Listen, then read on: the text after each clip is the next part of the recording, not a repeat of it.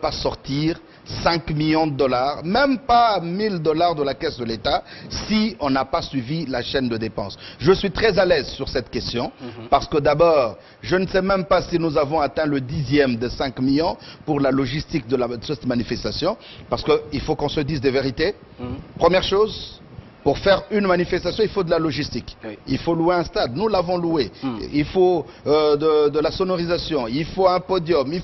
Il faut organiser. Il faut le bus Transco que vous avez. Les bus. 120 bus Transco. Non, c'est pas vrai. C'est pas vrai. On a eu à peu près 50 ou 70 bus parce qu'on a eu des problèmes justement. Transco a refusé parce que nous avions besoin de 300 bus. Ils ont dit qu'ils ne peuvent pas nous en donner et nous avons dû signer un document pour dire que les 70 bus que nous prenons, nous allons les protéger. En cas de problème, nous devons les réparer. Donc, je préfère le dire. Et ça, je le dis avec sourire, que le FCC n'a sorti aucun rang du trésor public. Aucun. Aucun. Parce que je sais, moi j'étais dans le comité d'organisation, je sais ce que nous avons eu comme budget, je sais ce que nous avons mobilisé. D'ailleurs, par rapport à ce que nous avons comme budget, nous n'avons pu mobiliser qu'à peu près 38% de ce budget. C'est avec les 38% que nous avons mobilisé pour avoir 70 000 personnes au stade. C'était ça notre objectif, mais nous avons été dépassés par la mobilisation des Quinoises et Quinois. J'aimerais le dire aussi, monsieur le journaliste, parce que quand on parle justement de cet argent qui a circulé, moi je suis du comité organisateur. Ce que j'ai vécu au stade Tata Raphaël, je suis un politicien, ça fait plusieurs années que je fais des meetings, je ne l'ai jamais vécu. Parce qu'en fait, moi j'ai quitté le stade à 3 h du matin, nous étions en train de travailler avec le ministre Mikoulou qui était envoyé par la commission d'organisation, mais j'étais surpris de constater que les militants sont venus passer nuit au stade afin de garder leurs espaces pour leur regroupement et leur parti politique. Je ne sais pas combien d'argent on peut donner à quelqu'un pour qu'il quitte sa maison et qu'il vienne dormir au stade afin d'attendre le meeting qui vient le lendemain. Quand on a, même si vous me parlez de 100 bus, je ne sais pas comment 100 bus peuvent prendre le nombre de gens que nous avons vus au stade, parce qu'à 8 h 30, moi je suis revenu au stade à 7 h 30, à 8 h 30, le stade était à moitié plein et à 9 h, il n'y avait plus de place dans les gradins, ce qui fait qu'on a envahi l'aire de jeu qui n'était pas prévu d'être occupée. Donc c'est pour vous dire qu'il n'y a eu aucun rang qui a été dépensé. S'agissant de la deuxième partie de... Mais je vais vous relancer, vous allez Merci beaucoup. Je vais vous relancer. Pendant que vous parliez de la chaîne des dépenses, il m'est venu à l'esprit ces phrases restées célèbres de Sakombi Nongo, quand le président demandait X montant, c'est X montant que l'on sortait et c'est X montant qui arrivait. Cela, on peut dire que cela s'est passé également pour votre manifestation. Je suis très heureux que vous puissiez rappeler cela. Quand le président demandait ceci, le gouverneur de la Banque centrale, et ce qui arrivait, c'était autant. Mais vous saviez ce qu'était le résultat? Le taux d'inflation était à combien de chiffres? Je ne sais pas, on a dépassé les 10 000% de taux d'inflation. Aujourd'hui, nous sommes à combien? Nous sommes à moins de 5% de taux d'inflation. Tout simplement parce qu'il y a une rigueur dans la gestion. Et pour une fois, d'ailleurs, je me rappelle, c'est dans la reddition de comptes où nous nous sommes rendus compte qu'il y avait même un bonus positif dans la gestion. La méthodologie du sondage et comment cela a été fait, mais quand je lis le sondage Le Point, j'ai des explications par rapport à ça. Réalisé entre le 29 septembre et le 15 octobre. Voilà. Et c'est presque, non, c'est le sondage Le Point, c'est presque la même période avec le sondage Le Point. Alors, quand vous avez deux sondages qui sont diamétralement opposés, je me pose beaucoup de questions, mais au bout du compte, vous savez ma réponse, ce n'est qu'un sondage. Ce n'est qu'un sondage. Que ce soit Le Point, que ce soit GET, oui. Ce sont des éléments qui peuvent vous guider juste, mais le travail que nous sommes en train de faire sur terrain, nous restons sereins parce que nous savons où nous sommes. Vous savez ce qui m'a impressionné? Je me suis rendu compte qu'il y a même des candidats qui sont en train d'avoir des voix là où on ne les connaît pas. Je ne sais pas ce qui a été fait parce qu'ils ne sont ni implantés, ils n'ont fait aucune action, ils ne sont pas connus parce que nous avons aussi nos sondeurs, nous avons également nos bases qui sont installées à travers la République et je préfère vous dire qu'au niveau du FCC, nous savons exactement qui est connu où. Et nos stratégies se font en fonction de ça. Mais là, je suis tout à fait à l'aise parce que je sais que le FCC est présent sur l'ensemble du territoire national et que la victoire de Ramazani Shadari, Emmanuel, le FCC a les ne moyens de fait l'État. aucun Tous les doute. gouverneurs sont, fait à l'exception aucun de doute. personnes, tous sont membres du FCC, c'est du jamais vu. Vous avez les moyens de l'État, vous avez les est-ce qu'on hommes, les a les obligés? communes de Est-ce qu'on l'État. les a obligés ou ils sont... Les S'il vous communes plaît. de l'État qui Attendez, vont battre attendez, campagne il faut pour faire- votre candidat. Il faut faire la part On est de pratiquement choses. dans un parti Il faut État, faire monsieur la le part ministre. de choses. Hmm. Je vais vous donner un exemple. Nous sommes au gouvernement. Vous avez des ministres qui n'ont pas signé la charte du FCC. Il n'y en a qu'un seul, hein, oui. Il y a des ministres, je suis membre du comité stratégique. À part Lissanga Bongara, Je ne voudrais pas qu'est-ce citer des noms qui ici, je d'autre? préfère vous dire qu'il y a des ministres qui n'ont pas signé la charte. J'ai la liste. Peut-être pour le besoin Ok. de la cause.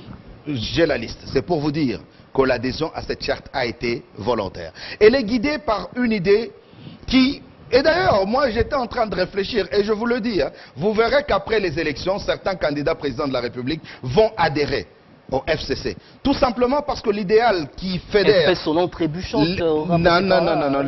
L'idéal qui fédère au niveau du FCC, c'est cette passion pour le Congo, ce nationalisme, ce patriotisme, cet amour pour le Congo. Nous n'avons qu'un seul Congo, on n'en a pas deux. Et je sais qu'il y a beaucoup de gens qui sont passionnés du Congo et qui seront avec nous. Certains hésitent peut-être aujourd'hui, mais demain, ils seront avec nous. La passion Donc, du Congo ou la passion des richesses du Congo? La passion Selon, du Congo. La passion du Congo qui est Parce que le symbolisée Congolais, par si le le Congolais moyen il patriotisme. existe, il reste extrêmement pauvre. Vous êtes passionné pour lui, mais vous ne travaillez pas pour lui, puisque sa situation ne change pas. Il n'y a que ceux qui sont au Il faut pouvoir faire dont la très situation attention. change. Monsieur le journaliste, il faut faire très attention. Il faut éviter de prendre un cliché à un moment X. C'est un cliché. Oui, ce n'est qu'un cliché. Donc, mais il faut prendre le la développement situation. humain est un cliché. Il faut prendre la situation. Mais quand vous prenez cet indice du développement humain, Oui. est-ce que vous l'avez comparé à cet indice de développement humain il y a 10 ans, il y a 15 ans, il y a 20 ans? C'est ça le problème. Il y a amélioration selon Lorsque vous. nous avons un budget de 200 millions de dollars en 2002 et que 16 ans après, nous sommes à 8 milliards, à 9 milliards de dollars, vous allez me dire que nous sommes dans le statu quo. Peut-être vous Entre-temps, allez la le dire. population... Lorsque vous prenez le pouvoir d'achat du fonctionnaire, C'est un en grand 1960, en 1973, en 1997. Le meeting que nous avons fait, c'est un meeting qui est normal dans le cheminement d'une coalition électorale. Il s'agit d'un meeting de présentation de notre candidat et de mobilisation de l'électorat. Nous parlons Kinshasa aujourd'hui, mais vous allez voir ce qui va se passer dans les provinces demain, parce que la mobilisation des électeurs est lancée et c'est un devoir civique pour tout acteur politique ou social. Nous sommes en train de mobiliser les électeurs et quand viendra la campagne électorale, vous allez savoir ce que c'est cette machine à gagner qui s'appelle le FCC. Vous vendez quoi? En vendant Shadari, c'est quoi le message que vous vendez? Au-delà de la continuité, voilà, ou du bilan positif de Joseph Kabila, qu'il est porteur. Il ne reste plus que quelques jours Oui. pour la présentation du programme du candidat. Ah ben c'était cette semaine, ce n'est plus cette semaine.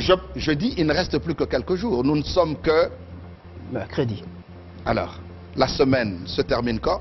Je pense qu'elle se termine le samedi ou le dimanche. Donc, je voudrais que vous preniez votre mal en patience parce que bientôt, le programme du candidat sera dévoilé. Et à ce moment-là, nous en parlerons. Pour le moment, je ne préfère pas mettre la charrue avant le bœuf. Nous avons un programme. Et ce programme a pris du temps parce que nous avons un programme commun au sein du FCC. Et le FCC, c'est différentes composantes. Et pour que toutes ces composantes sortent un programme commun, ça prend du temps. C'est le programme du Congo. C'est le programme du Congolais. Voilà pourquoi ça a pris du temps. Et maintenant, l'heure vient où le candidat du FCC va dévoiler son programme.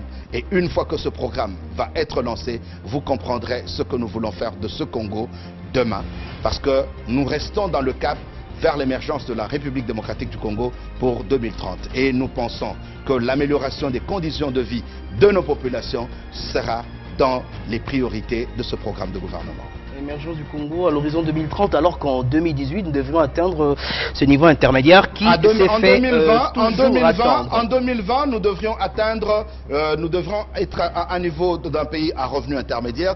Mais n'oubliez pas, 2015-2016, nous avons connu une situation très difficile dans ce pays avec justement la chute des matières premières au niveau de l'extérieur. Et c'est très rare que ça arrive et ça a été fait où le gouvernement a dû aller devant la chambre basse du Parlement et la chambre haute du Parlement pour un budget rectificatif. Ça n'arrive pas tous les jours. Nous avions une croissance qui était prévue pour qu'elle atteigne les 2 chiffres après 2016, mais l'incident que nous avons connu nous a ramené légèrement vers le bas, mais nous gardons le cap. Si ce n'est pas 2020, peut-être d'ici à 2022, d'ici la fin de la gouvernance Chadari, nous pensons être un pays à revenus intermédiaires. Voilà, et c'est qu'il y aura donc forcément un impact sur cette vision de 2030. Merci beaucoup, Félix Kabange Numbi. Félix Kabange Numbi, cadre du FCC, ministre de l'Aménagement du Territoire, d'avoir répondu à l'invitation de Télé 50. C'est moi qui vous remercie.